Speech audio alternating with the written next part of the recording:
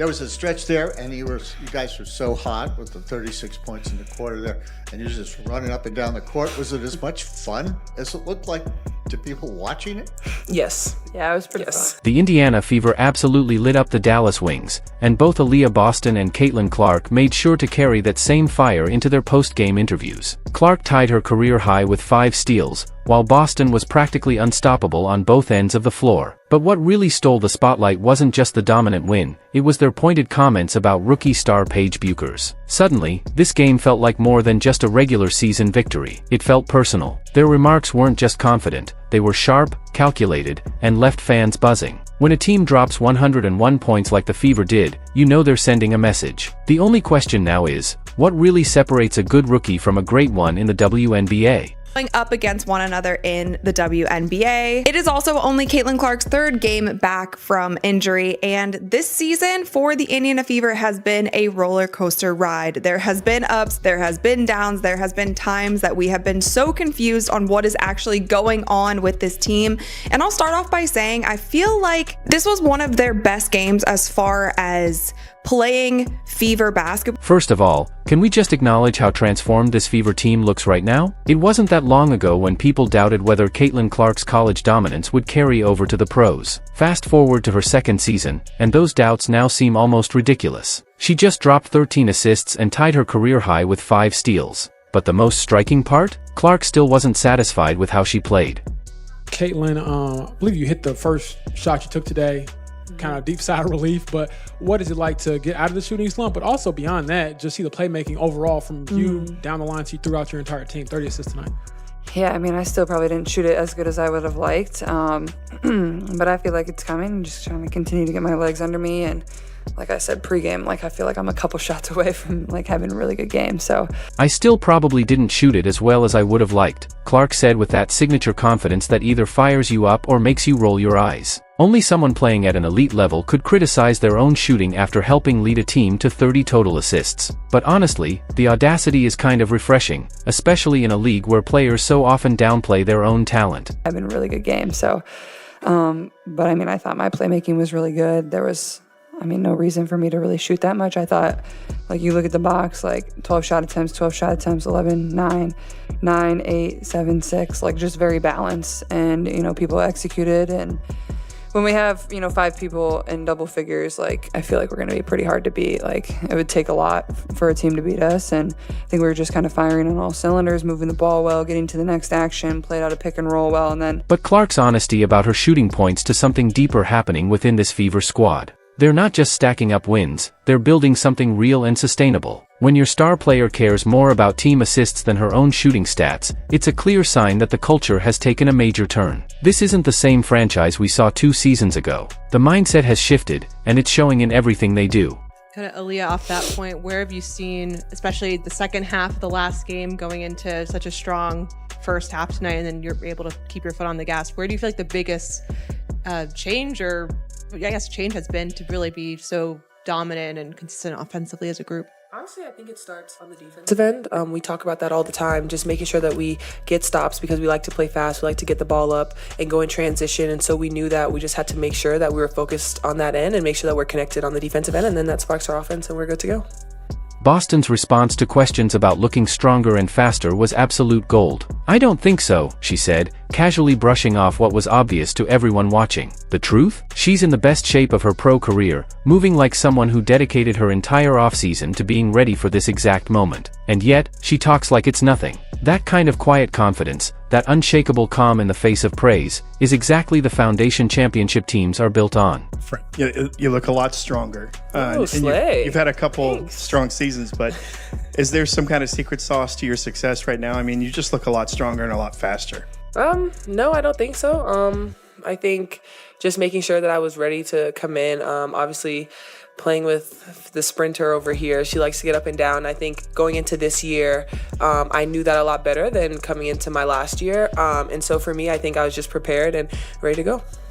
The chemistry between Boston and Clark has reached a level that's downright intimidating for the rest of the league. When Clark said, "There was no reason for me to really shoot that much because of how balanced the scoring was," she wasn't just highlighting smart basketball, she was describing a team that knows how to elevate each other. Clark took only 12 shots in a game where she dominated, not out of passiveness, but out of an understanding that winning outweighs personal stats. But now let's talk about the elephant in the room, their comments about Paige Bueckers. Coach Stephanie White's remarks about the rookie were laced with a respectful tone usually reserved for legitimate up-and-coming threats. "She just stays neutral, you know, she doesn't get rushed," White said. It sounded like praise, but also read like a public scouting report. What stood out even more was how Clark and Boston addressed questions about Bueckers. There was no arrogance, no rookie hazing, just a composed, thoughtful respect that hinted they see her as a real contender. Whether that's a sign of maturity or a strategic move, one thing's for sure, it spoke volumes. Talk so much about your offense and playmaking and shot making, but defensively, tied your career out with 5 steals tonight.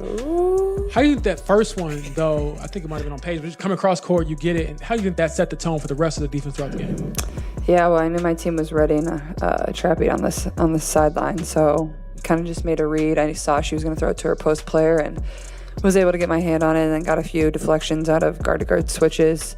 So I think just being active, like, you know, I can be a really good defender when I choose to and when I work really hard on it and not conserve energy. So I'm proud of myself in that regard. And, you know, I think that probably motivates our offense. Like when I bring a tenacity on the defensive end, I think it really helps our offense go. Clark's defensive showing deserves its own spotlight because it directly responds to one of the most common knocks on her game. 5 steals and 7 deflections don't just happen by accident. They're the numbers of someone who's clearly put in work on the very areas critics love to target. "I can be a really good defender when I choose to and when I work really hard on it," Clark admitted. It's a brutally honest statement that basically suggests she's coasted on defense in the past. But that level of honesty is both rare and refreshing. Her willingness to admit that she sometimes conserves energy on defense shows a kind of game awareness most second-year players don't have. She's not saying she can't defend, she's saying she knows when to flip the switch. That's not a liability. That's high-level basketball IQ. On the other end, Boston's remarks about defense setting the tone for everything were just as revealing. "It starts on the defensive end," she said, a phrase that might sound like typical coach speak, until you realize this Fever team just converted 23 points off turnovers. They're not just saying defense matters, they're using it as their first and most lethal form of offense.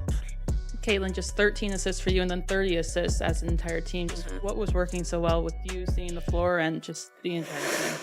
Yeah, 30 assists on 40 made shots is about as good as it's going to get. That's really impressive, and I think it just shows the selflessness of this group is you're just trying to find your teammate, trying to get to the next action, trying to give up a good shot for a great shot, and just really proud of this group of how we share the ball, and makes us really hard to guard, like I've said. So that's something that Steph always preaches and something she always talks about is, you know, how many of our field goals are assisted. So we're always looking for high numbers there, and 30 on 40 made field goals. The 30 assists on 40 made field goals that everyone keeps mentioning isn't just impressive, it's historically great. Teams that share the ball like that don't just win games, they force opponents to completely change their preparation. When 5 players score in double figures, it's no longer about shutting down 1 or 2 threats. You have to stop an entire system, and most teams just aren't built for that level of challenge. What's remarkable about this Fever team is how they've built this kind of chemistry with minimal time together. Coach Stephanie White pointed out they've only played 3 games with a full roster and haven't even had a real practice yet. That either means they're naturally in sync or the basketball IQ on this squad is much higher than people thought.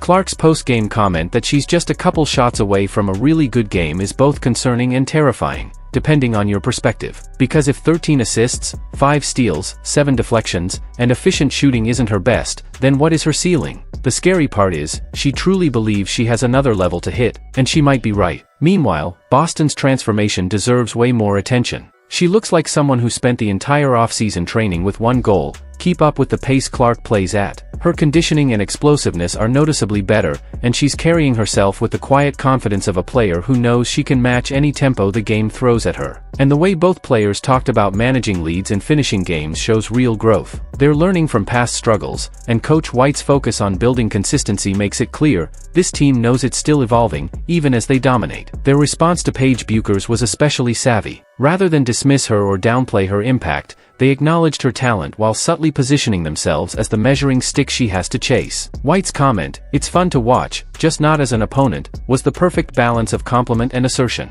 It said, "We respect her, but we're still the ones everyone else is trying to catch." This win and these interviews go far beyond one game. The Fever are making it known, they're serious title contenders. And the confidence they're showing feels more like belief than hype. When Clark says it takes a lot to beat them when 5 players score in double figures, she's not just being bold. She's stating what she sees as a fact. Boston's rise from promising young player to undeniable star might be one of the most underrated storylines in the WNBA. She's found a way to complement Clark's style while staying true to her own strengths in the post. And with her added strength and speed, she looks like a player entering her prime at the perfect time. The defensive improvements from both Clark and Boston show the kind of two-way growth that separates good teams from great ones. Clark's candid admission of past defensive lapses, and her clear progress, shows a level of maturity that should make the rest of the league nervous. Boston's repeated emphasis on defense feeding offense reveals a team identity built around winning, not stat padding. When you look at how they spoke about this win, it's clear Boston and Clark see the bigger picture. They're not just trying to win now, they're trying to build something that lasts. The way they talk about unselfish basketball, defensive focus, and continuous growth is exactly how championship teams think. Their respect for Bukers, while remaining confident in their own status, is the kind of high-level competitive intelligence championship players have. They're not threatened by new talent, they use it to push themselves further, and that mentality leads to sustained excellence. What really stands out is how both Clark and Boston have embraced leadership while still recognizing where they can improve. Clark's remark about being just a few shots away from a great game shows she's never satisfied. Boston, meanwhile, dismisses obvious physical gains because she expects constant improvement. It's just her standard. Their chemistry is especially impressive given how different their games are. Clark's pace and Boston's power could have clashed, but instead they've created a dynamic that amplifies each other's strengths. Boston's improved conditioning lets her run with Clark, while Clark's playmaking gives Boston more easy looks inside.